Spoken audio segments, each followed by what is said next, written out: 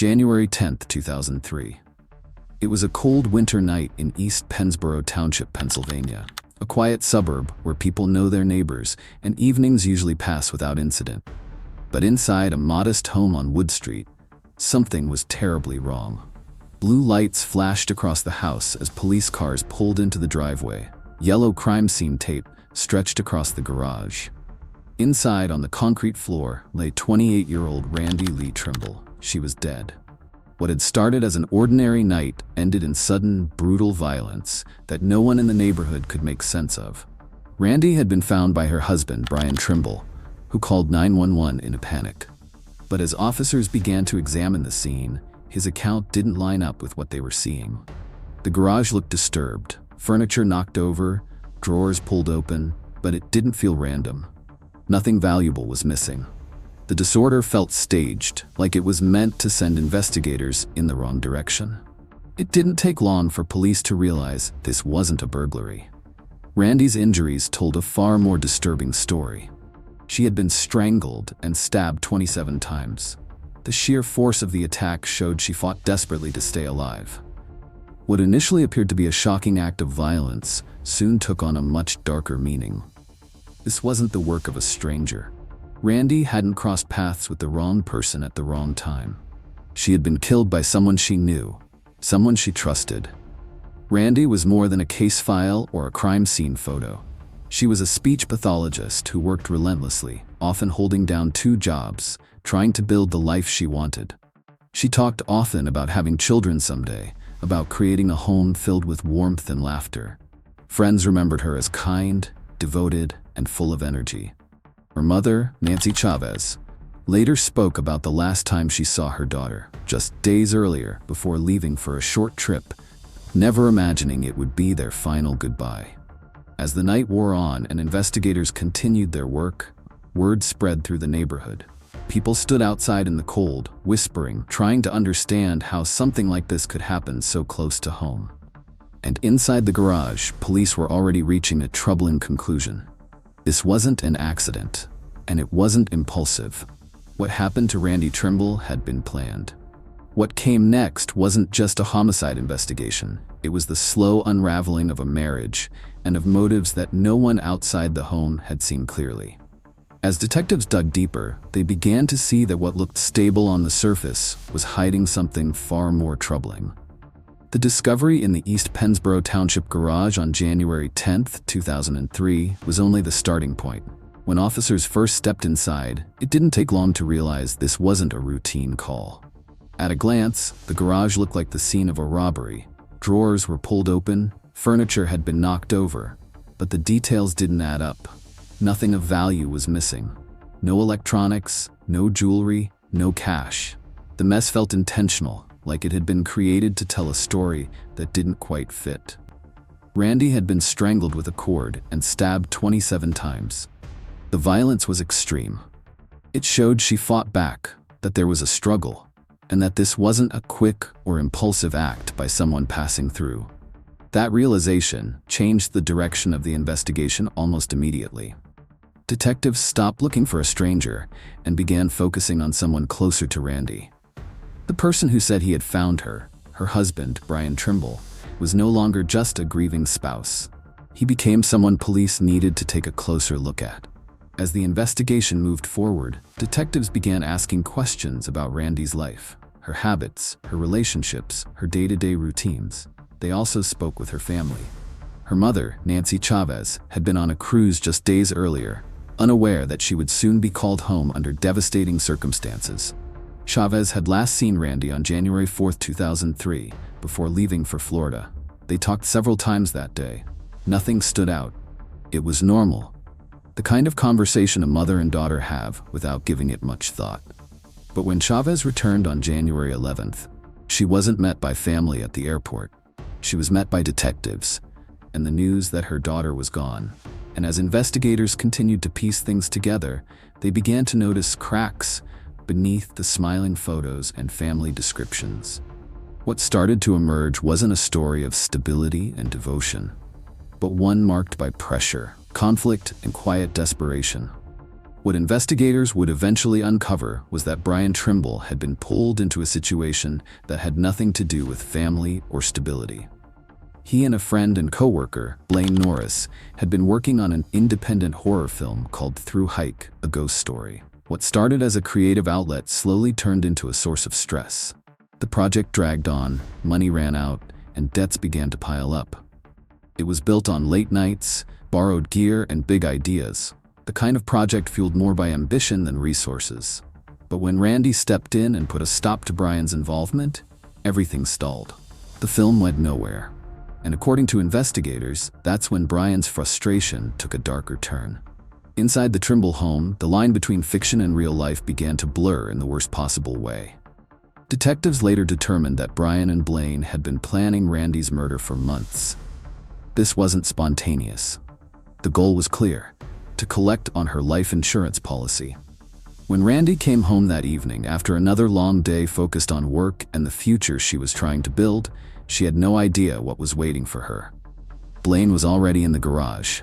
As soon as she pulled in, the attack began. It was sudden and violent, leaving her no chance to escape. As the investigation moved forward, police began uncovering one deception after another. Timelines didn't match. Alibis shifted. Digital records filled in gaps that words couldn't. Eventually, those inconsistencies led to confessions that exposed what had really happened. But for Randy's family, especially her mother, who held on to hope that her daughter might still walk through the door, the damage went far beyond the facts of the case. In the days following Randy's death, detectives had to balance empathy with scrutiny. The community mourned openly. Candles appeared along the street. Flowers covered the curb outside the house. At the same time, investigators were already noticing problems with the story they'd been given. The garage had been made to look like the scene of a robbery, but nothing was missing. And the level of violence, strangulation followed by 27 stab wounds, didn't fit a break-in by a stranger looking for valuables. It pointed to something far more deliberate. From the start, detectives believed the scene had been carefully constructed. What they didn't have yet were answers. There were no witnesses, no signs of forced entry, just a grieving husband and a growing list of questions that refused to go away. From that point on, detectives began to look at Brian differently. Not just as a grieving husband, but as someone whose words and behavior didn't quite line up. Brian said he'd been out to dinner with friends that night, but as he talked through the details, small contradictions started to surface. In early interviews, he told police he never touched Randy's body. Later, he changed that story, saying he had checked her for a pulse. It was a small detail, but it mattered, and it stayed with investigators. They also noticed changes in Brian himself. Not long after the murder, he moved out of the family home. He took time off work, he altered his appearance, and to people who knew him, there was a distance in the way he carried himself that felt off, not what they expected from someone who had just lost his wife in such a violent way. As detectives continued to monitor Brian, another piece of the puzzle surfaced through his computer. During a search, they found a document titled "How to Commit a Murder." It hadn't just been saved, it had been sent by Brian to his friend and coworker Blaine Norris, the same man who would soon come under scrutiny himself. This wasn't a coincidence or an accidental click. It was a deliberate message. And in that moment, investigators understood they were no longer dealing with a staged burglary. They were looking at a coordinated plan. From there, the investigation shifted gears. While police continued testing Brian's version of events, they began speaking more closely with friends and acquaintances. Those conversations added depth to the timeline and raised uncomfortable questions about Brian's relationship with Blaine and about a shared film project that had gone badly wrong. The project, a low-budget horror film called Through Hike, a Ghost Story, initially seemed unrelated. But the more detectives dug, the clearer the connection became. What had started as a creative outlet had turned into a source of stress, resentment, and financial pressure. That connection mattered. Randy was the primary earner in the household, and she carried a $100,000 life insurance policy. As investigators pieced the case together, that policy emerged as a central motive, not a side detail. As pressure mounted, attention began to shift toward Blaine. At first, he denied having any involvement, But evidence started closing in. Digital records contradicted his statements. Surveillance footage undermined his alibi. Step by step, law enforcement narrowed the focus, and Blaine's story began to unravel. Detectives worked methodically to reconstruct the timeline of that night. What they confirmed was devastatingly simple. Randy came home with no idea what was waiting for her. Blaine Norris was already in the garage, not by chance and not as a stranger. He was there because Brian had sent him there, with one purpose: to kill Randy and collect the life insurance money. The case didn't break open with one dramatic discovery. Instead, it came together slowly, as lies fell apart and denials stopped holding up.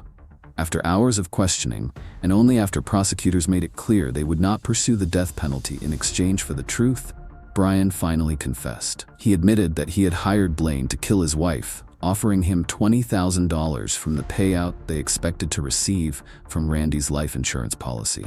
With Brian's confession on record, the rest moved quickly. Blaine, now facing the possibility of a death sentence himself, chose to plead guilty rather than go to trial. In April 2004, both men were sentenced to life in prison without the possibility of parole. For investigators, the case became an example of what persistence and close attention to detail can uncover. But for Randy's family and the community she lived in, the truth was far more painful. This wasn't random violence. Randy's life had been taken by someone inside her own circle of trust.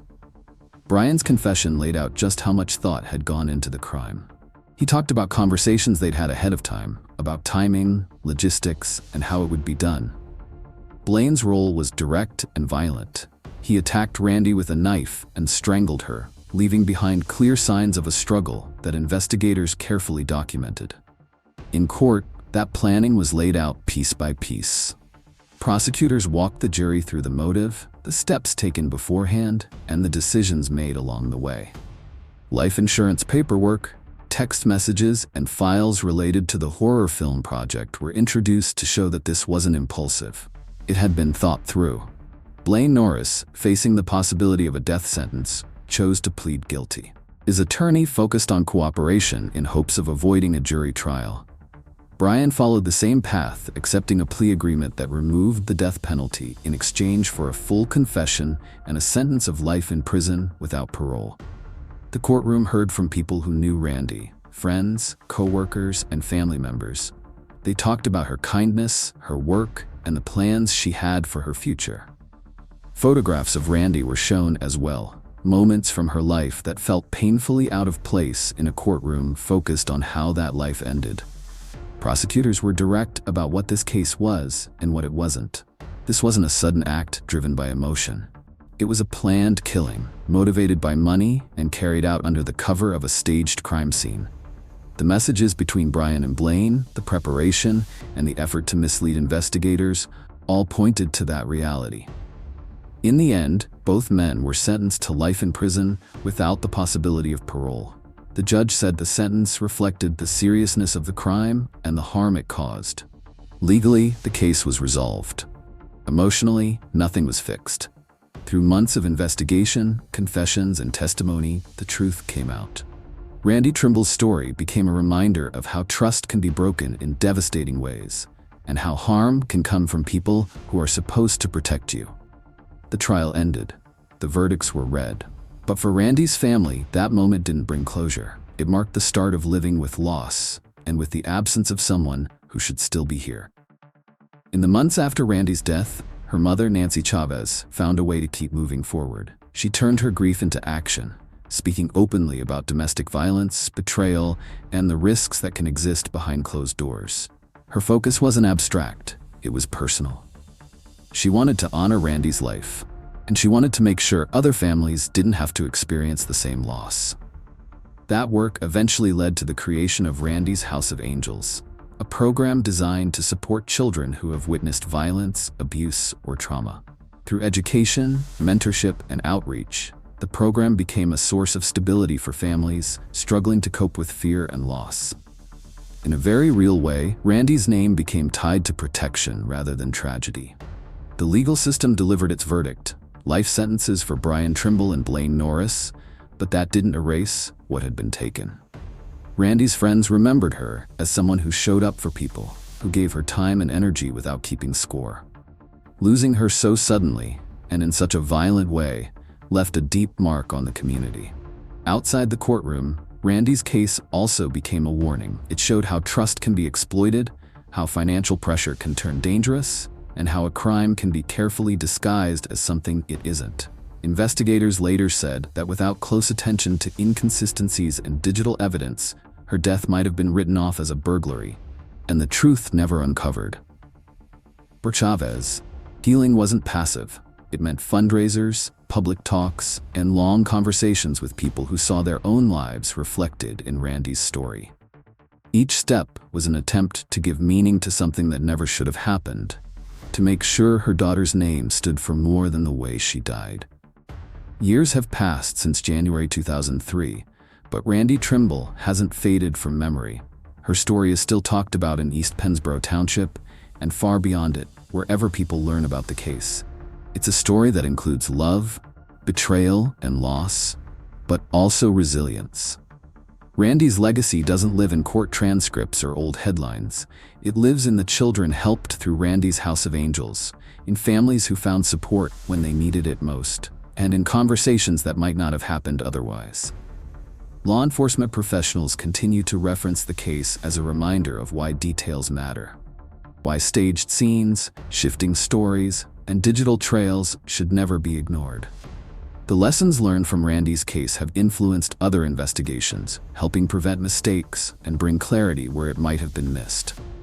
Randy's life was short, but its impact didn't end with her death. What remains is the strength of the people she left behind, and the quiet, ongoing work that continues in her name. Work meant to protect others and to make sure her story still matters. Thank you for watching Murder Ledger. We explore real cases, unanswered questions, and the details that refuse to fade. If these stories matter to you, consider subscribing and sharing your thoughts in the comments.